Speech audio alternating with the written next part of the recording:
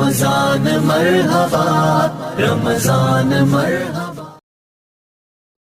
मुख्तलिफ कोर्सेज में एडमिशन लेने के लिए हमारे ईमेल एड्रेस या इन नंबर्स के जरिए राब्ता फरमाएं। मुख्तलिफ मौज़ूआत जानने के लिए हमारे यूट्यूब चैनल को सब्सक्राइब करें और बेल आइकन को क्लिक कर दें ताकि हर नोटिफिकेशन आपको मिल सके। हमारे फेसबुक पेज को लाइक करें।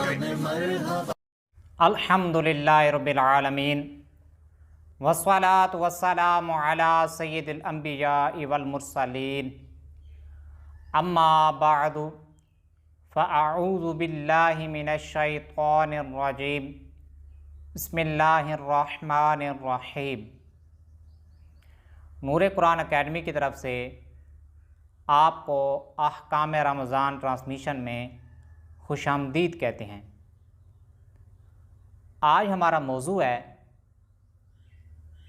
क्या रोज़े की हालत में इंजेक्शन लगाने से रोज़ा टूट जाएगा या नहीं। ये बात ज़हन नशीन कर लीजिए कि रोज़े के जो रुकन हैं वो खाने पीने और जिमा से बाज रहना है, और रोज़े का जो वक्त है सुबह सादिक से लेकर गुरूब आफ्ताब तक, इस दौरान अगर रोज़े के रुकनों में से कोई रुकन फौत हो जाए तो रोज़ा टूट जाएगा।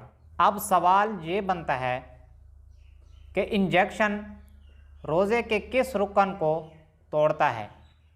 ज़ाहिर है कि ये जिमा तो नहीं है। अब बाकी रोज़े के दो रुकन बच गए, खाना और पीना। क्या इंजेक्शन का इतलाक़ खाने और पीने पर होता है या नहीं होता। अब समझना हमने ये है कि खाने और पीने का इतलाक़ किन चीज़ों पर होता है।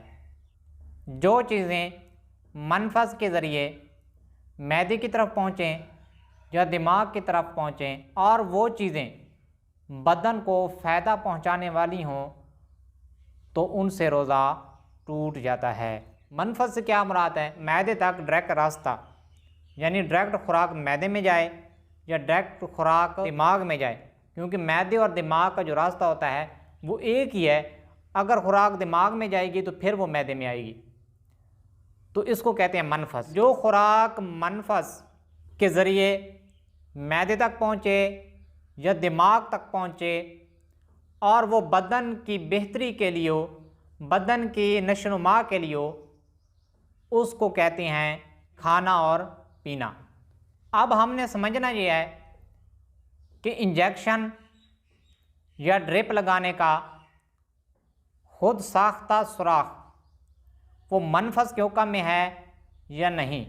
जुज़ियात फ़िक़िया से मालूम हुआ कि ये मनफस के हुक्म में नहीं है। अगर ऐसा कोई ज़ख़म है कि डायरेक्ट उसका रास्ता मैदे तक है, या ऐसा कोई ज़ख़म है जिसका डायरेक्ट रास्ता दिमाग तक है, तो उसके ज़रिए अगर दवाई डाली जाए और वो दवाई मैदे तक या दिमाग तक पहुंच जाए तो फिर भी रोज़ा टूट जाएगा। लेकिन इंजेक्शन न जायफ़ा के हुक्म में है, न आमा के हुक्म में है, न कुदरती जो रास्ते हैं जो मनफस के हुक्म में हैं और दिमाग और मैदे तक पहुंचते हैं उनके हुक्म में भी नहीं है। इसी तरह जायफ़ा के बारे में कान्ज़ और बहर राइक में है, दावा जायफ़तन औ आमतन बेदवाइन व वासलत दवाउ इला जौफ़िही औ दिमाग़िही अफ़तरा। यानी जो दवा जायफ़ा के ज़रिए या आमा के ज़रिए दिमाग में पहुंच जाए उससे रोज़ा टूट जाएगा। इंजेक्शन के ज़रिए या ड्रिप के ज़रिए जो दवाएं पहुंचती हैं वो मनफस के ज़रिए मैदे और दिमाग तक नहीं पहुंचती, तो लिहाजा इनसे रोज़ा भी नहीं टूटेगा। ये चीज़ें मसाम के ज़रिए मैदा में पहुंच जाएं या दिमाग तक पहुंच जाएं तो इनसे रोज़ा नहीं जाएगा। आलमगीरी में है कि किसी ने तेल लगाया या सुरमा लगाया और तेल का मज़ा गले में पाया या सुरमे का मज़ा और जायका गले में पाया और थूक में भी जहर हो गया तो फिर भी रोज़ा नहीं टूटेगा। तनवीरुल अब्सार दुर्र मुख्तार रद्दुल मुख्तार में है कि अगर किसी ने तेल लगाया, सुरमा लगाया, सींगी लगवाई और तेल का असर गले में महसूस हुआ और सुरमे का असर भी गले में महसूस हुआ और सुरमे का रंग थूक में जहर होने लगा, तो फिर भी रोज़ा नहीं टूटेगा। तेल का जो असर है मसाम के ज़रिए ये गले में गया, ना कि मनफस के ज़रिए, तो लिहाजा रोज़ा नहीं टूटेगा। जैसे कोई बंदा नहाता है और नहाने में वो अपने जिगर में ठंडक महसूस करता है, हालांकि वो चीज़ मनफस के ज़रिए पेट में नहीं जाती, लेकिन मसाम के ज़रिए पानी की ठंडक या पानी अगर मैदे में ही चला जाए मसाम के ज़रिए, तो रोज़ा नहीं टूटता।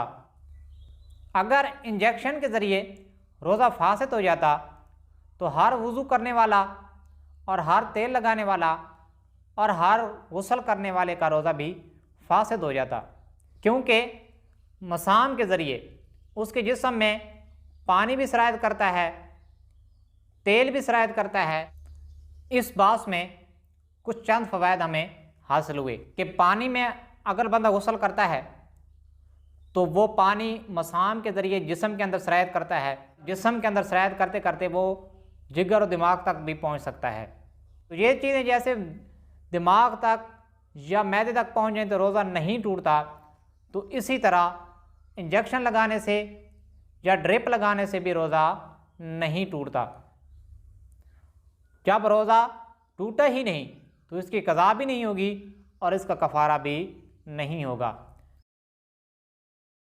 आखिर में एक मसला आप समाअत फरमा लें।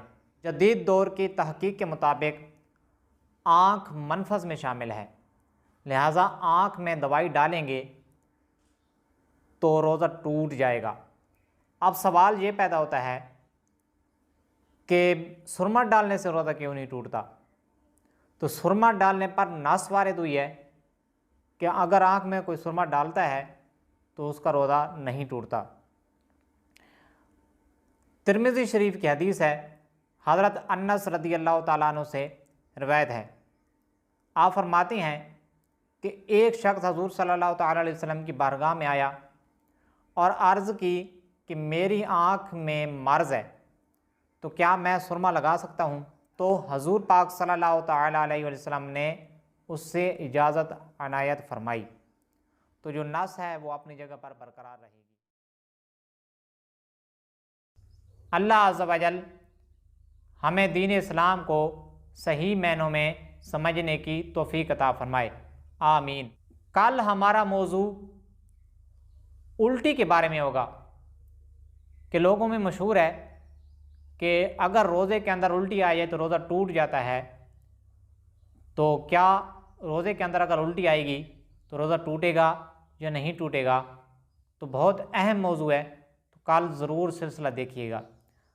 अल्लाह अज़्ज़ा वजल से दुआ है कि हमें इस पर अमल करने और दूसरों तक पहुँचाने की तौफ़ीक अता फ़रमाए, आमीन बिजाह नबील अमीन सल्लल्लाहु तआला अलैहि व आलिहि वसल्लम। रमज़ान मरहबा।